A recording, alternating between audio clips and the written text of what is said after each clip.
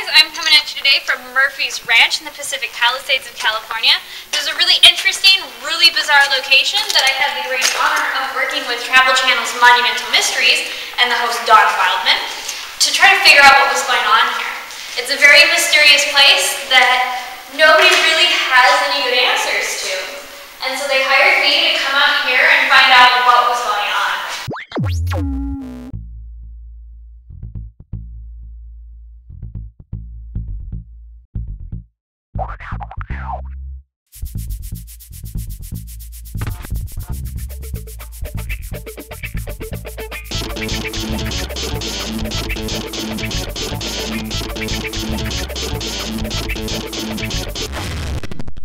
Hey guys, I'm coming at you from Murphy's Ranch today.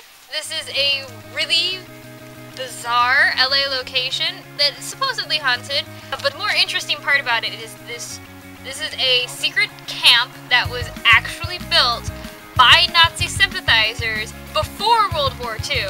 They called themselves the Silver Legion of America. And they believed that when Hitler won the war, this would be the camp that Hitler came to rule America from after America fell apart. Or so the story goes. We're really not sure. There's also a story that this place was supposedly built by a man named Herr Schmidt. That's all we know about him. I'm pretty sure it was Red Skull, and I'm pretty sure he was defeated by Captain America right here. All that's left of Murphy's Ranch is the power station, the garage, and the 400,000-gallon water tank. We hiked this time. The first time I was here, I got taken down in a car, which, if you ask me, is a lot easier. I tripped and fell within the first 100 yards of our trip and have this awesome cut on my knee. Anyway, check out Monumental Mysteries. For sure look up Murphy's Ranch. Murphy's Ranch was actually found out was during 1941. Local neighbors began calling in to the police complaining that there was this weird group of people doing military drills out in this area. So the police raided Murphy's Ranch and threw everybody out and found out that they were part of the Silver Legion. Silver Legion was founded in 1933 by William Dudley Pelley. He was a down-on-his-luck writer who decided that the reason why he couldn't get any work was because there were all these Jews around. And so when he first heard Hitler's speech given in January of 1933, he decided that that is what he was going to do. He was going to help that man come to power. Other than being at a really cool location, I thought while I was up here I'd talk to you about my investigation of the Cobb Estate for AwesomenessTV. I recently took Jen and Andrea out to the Cobb Estate on a little mini ghost investigation. So I thought I'd do a little video response to let you know really what happened, what was added on, all the changes that were made, and how scared everybody really was on the investigation. Kind of like what Scott did when he took the Janoskians to Linda Vista Hospital. I also thought it'd be a good time to respond to some of the comments that you guys left on the video. That's right, I read them. Be afraid now. The most common question, other than do it again, do it again, do it again, which is something you should keep pestering AwesomenessTV about because we would love to take more people investigating. Am I an actor? Am I hired to fool all of these people? For the general statement that that's what I'm doing. I'm going to clear that up. I'm not an actor. The closest I get to acting is videos like these, and when I do glue guns and phasers, my Star Trek craft show, which you should totally check out. So no, I don't make things up or scare people for money, intentionally at least. I just share facts and tell history. That's what I love. You can't have a ghost story without the history behind it. And the Cobb Estate is a very interesting place full of lots of strange, bizarre history. Our investigation of the Cobb Estate took place on a weekday right after sunset. Not the most ideal time to be investigating this location. It's a local hiking trail and there were plenty of after-work hikers. The other thing that wasn't super ideal about the investigation was that Andrea was super scared.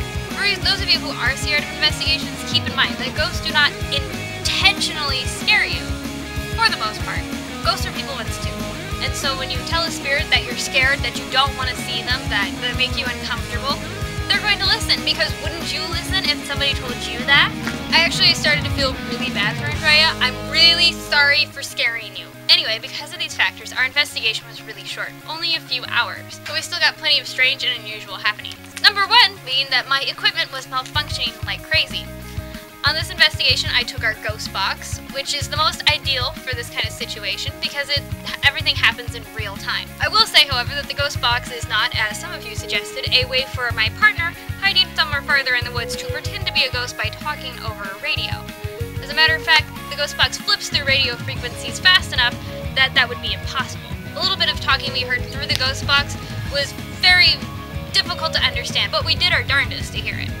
And yes, they really did appear to be swearing at us. Ghosts do swear just like we do. I mean, you don't, when you die, suddenly lose the ability to drop the F-bomb. That would be tragic. You get to talk just like we used to, and language hasn't changed all that much from the time when Mr. Cobb was alive, so it'd be within reason that he could be swearing at us and calling us names.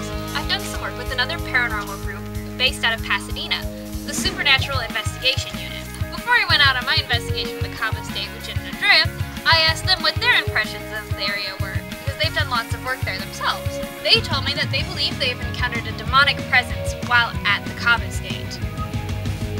I probably should have told the girls that before we went there. However, there were plenty of rocks to be thrown. Jen had too easy of a target. AwesomenessTV definitely added a few sound effects in. We did have a small temperature change during the investigation. And while 10 degrees isn't a huge difference, when it's on either side of a person, it is pretty noticeable.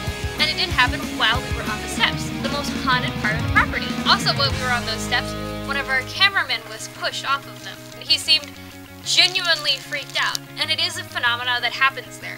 Mr. Cobb does not want anybody on his steps. Even with the equipment malfunctions and the not-so-paranormal outside forces, I still had a great time investigating with the girls, and I'd love to take them another place. Anyway, I had a great time investigating with Jen and Andrea. I would love to take them out somewhere different, somewhere a little bit more isolated where there aren't as many hikers, and maybe not the threat of Jason attacking us. Like here. Thank you for watching my vlog, and until next time, later, ghouls!